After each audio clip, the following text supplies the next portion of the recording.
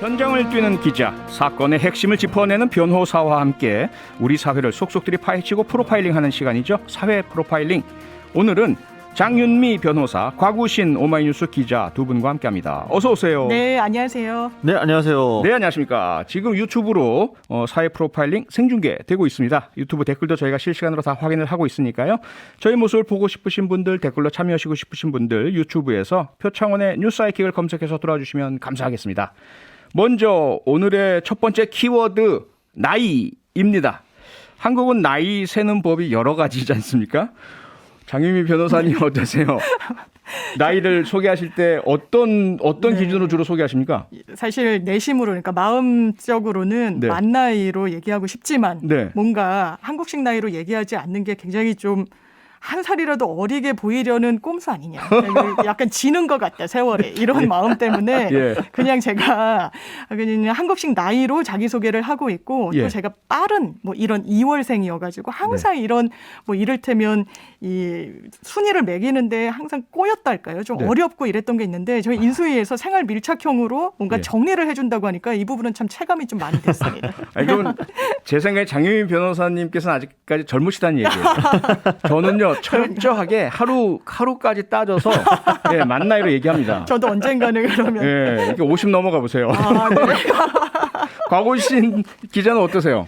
저도 사실 빠른 년생이어가지고요. 예. 제가 이제 빠른 88년생인데 그 사회적으로 나이가 좀 다르다 보니까 그래서 제가 네. 대학 딱 나오고 나서부터는 모든 87년생들한테 형 누나를 꼬박꼬박 붙여주고 있거든요. 88로 살려고 노력하고 있는데 이제 예전 고등학교 시절부터 알고 왔던 친구들이 이제 뭐 사기치지 마라 이런 식으로 얘기를 하더라고요. 예, 나이 참 대한민국에서 대단히 중요한 부분입니다. 좀 전에 이제 말씀 주셨는데 그 장윤미 변호사께서 인수위의 추진 방향에 반갑다는 말씀 주셨어요. 곽우신 기자, 네. 인수위가 통일한다. 이 나이 말하는 법을 네네. 만 나이로 통일한다. 이런 이제 방안 추진 중이라고 하는데 이거 도대체 어떻게 되는 거고 어떤 변화가 우리에게 있는 겁니까? 네, 인수위가 이제 최근 브리핑한 것 중에 아마 가장 사회적으로 핫했던 게 아닌가 싶은데요. 그러니까 네. 국민들의 이 사회복지 서비스와 행정 서비스를 제공하거나 받을 때 이 각종 이제 제약들이 발생할 수 있다. 또 이제 계약 같은 것들을 하는 과정에서 나이 계산법이 각자 다르다 보니까 네. 사회적인 혼선과 비용이 발생한다라고 이야기를 했습니다. 음흠. 그래서 인수위가 이제 구체적으로 예시도 몇 개 들었는데 예. 대표적으로 이제 아스트라제네카 백신을 맞을 때 30세 미만에게는 권고하지 않는다고 했는데 네. 이 30세 미만이 도대체 어떤 30세냐 이거 가지고 또 논란이 있었던 것처럼 맞아요. 말이죠. 맞아요. 그래서 이제 인수위 측에서는 일단 이제 만 나이로 통일을 하는 거를 민사와 행정 등을 통해서 일단 만 나이로 통일을 하고 네. 지금 일부 개별법들 중에서는 이제 연나이인 것들이 있습니다. 것들은 이제 차근차근 사실 순차적으로 개별법을 개정을 하겠다라는 거고요. 네. 공문서 같은 경우는 이제 만 나이로 모두 통일을 하는 식으로 해서 이르면 내년에 국회를 통과하는 걸 목표라고 합니다. 그러니까 네. 이제 빠르면 내년에서 내후년 정도에는 아마 시행이 된다. 이걸 목표로 잡고 있는 걸로 보입니다. 네. 장윤미 변호사께서는 네. 조금 전에 이거 기대된다, 동의한다는 말씀 주셨으니까 곽우신 기자도 이렇게 만 나이로 통일하는 거 동의하시고 기대되십니까? 뭐 일단 뭐 한 살이 어려진다는 거는 굉장히 일단 좋은 일이기도 하고요. 네.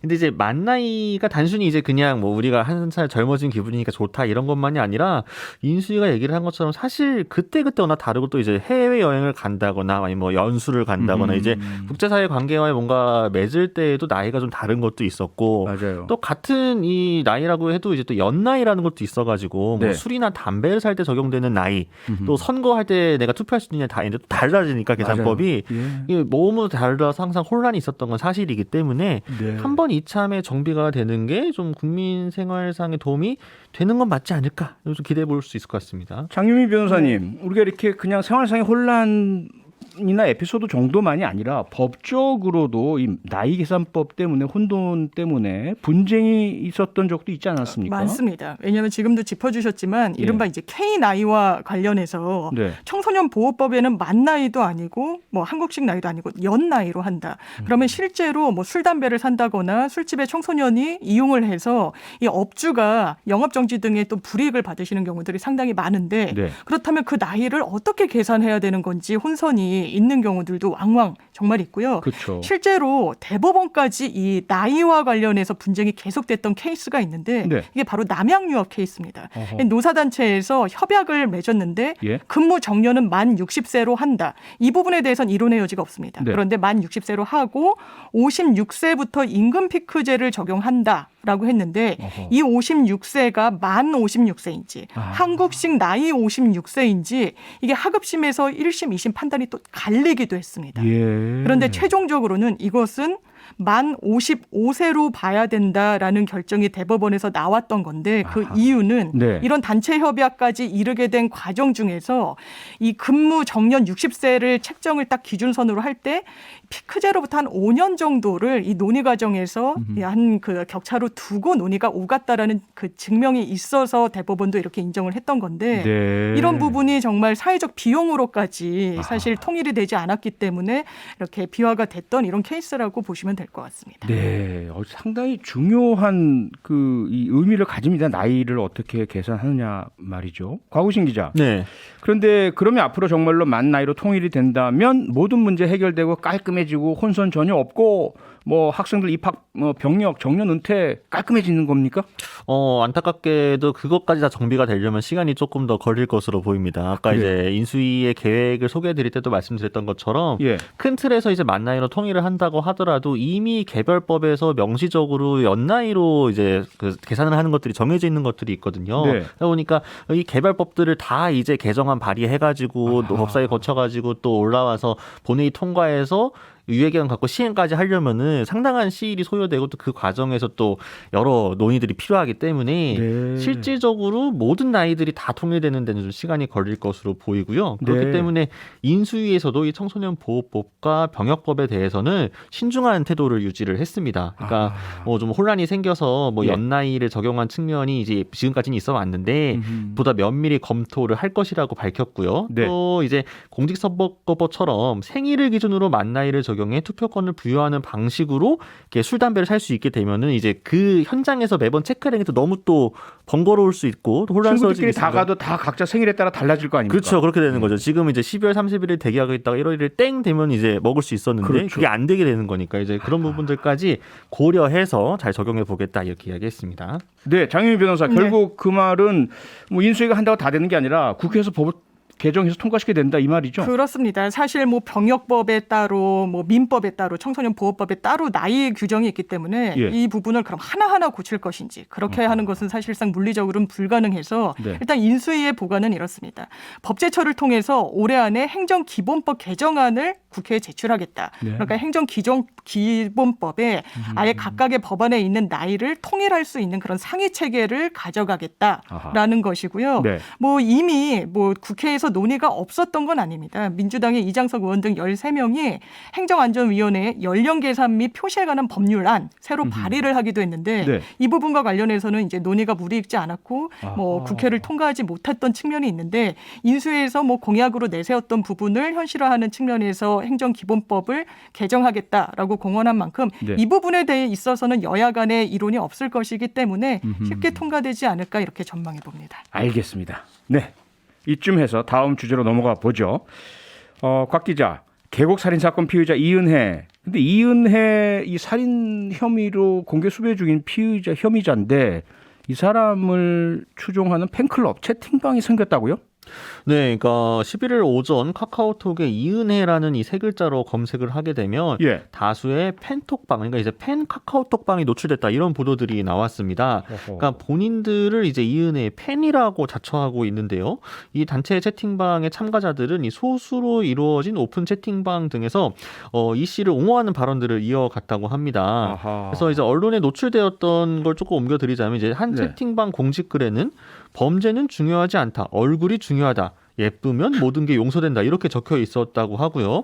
또 이제 피해자를 향해 가스라이팅을 왜 당하냐. 전부 본인이 한 것이라고 이제 피해자에게 책임을 전가하는 내용도 있었다라고 합니다. 네. 현재는 이제 카카오 측의 조치로 상당수 대화방은 노출되지 않고 있다고 하고요. 네. 또 언론에 이제 좀 조명을 받으면서 자체적으로 이제 대화방을 삭제하거나 이름을 바꾼 대화방들도 있다고 합니다. 아하. 하지만 이렇게 검색에 노출되지 않는 비슷한 성격의 카톡방들도 좀 암암리에 운영 중이다. 이제 이런 지적들이 나오고 있는데요. 네. 또 이제 대화방에서 뭐 일부 누리꾼들이 뭐 이은혜가 잘못한 게 있으면 너무 이쁜 게 죄다. 뭐 지금 어디서 뭐 하고 있겠느냐. 뭐 힘내시라. 뭐 도피를 돕자. 뭐 인스타 주소 알려달라. 뭐 이런 글들도 다소 올라왔었다고 합니다. 아니 물론 표현의 자유 중요합니다. 그렇죠. 하지만 그 표현의 자유가 다른 사람의 어떤 권리 자유를 침해한다든지 인권을 제약시킨다든지 특히 이런 범죄 사건에서 이 피해자 유족분들이 이걸 접하면 어떠시겠습니까? 그 심정이. 근데 채팅방 이걸 누구나 이런 식으로 마음대로 다 만들 수 있는 건가요? 뭐 잘 아시는 것처럼 이제 만약에 채팅방 내에서 이렇게 불법 뭐 성착취물이나 이런 것들이 올라오게 되면은 이제 필터링을 거쳐가지고 그 네. 내용물에 대한 제재는 있을 수 있는데 예. 채팅방을 여는 것 자체에 대한 뭐 카카오톡이 시스템적으로 갖고 있는 제재는 없는 상황입니다. 그러다 보니까 이제 예. 채팅방 개설 자체는 지금 뭐 말씀하신 것처럼 별다른 제한 없이 누구나 임의로 오픈 채팅방을 만들 수 있는 상황이기 때문에 네. 좀 더 그래서 논란이 커지고 있는 게 아닌가 싶습니다. 장유미 변호사님, 네. 이게 표현의 자유는 늘 우리에게 도전의 과제이긴 한데요. 맞습니다. 이런 식으로 범죄자 옹호하고 피해자의 명예를 훼손하고 유족들의 가슴에 참 상처를 덧나게 만드는 것까지도 자유의 영역 속으로 그냥 놔둬야 될까요? 이런 채팅방 문제 없는 건가요? 그러니까요. 그래서 지금 사실 어떤 내용으로 개설할지를 미리 알 수는 없기 때문에 네. 이 부분을 사전에 조치하기는 참으로 어렵고 그렇다면 뭐 카카오 등 이런 그 업체에서 미리 어떤 오픈 채팅방을 만들 것이냐 이렇게 하는 것도 사전 검열에 해당할 수 있어서 또 위헌적인 소지가 있고 예. 지금은 이미 만들어진 어떤 그 채팅방이 굉장히 좀 부적절하다라고 하면 이 내부 업체의 기준에 따라서 이것을 서비스 이용을 제한하거나 네. 아니면 아예 뭐 결과 노출을 제한시키거나 뭐 게시글을 좀 일부 제약을 하거나 이런 조치에 좀 머물 수밖에 없는 게 현실입니다. 네. 뭐 지금도 뭐 폭행을 미화한다거나 뭐 희화한다거나 이런 부분은 업체에서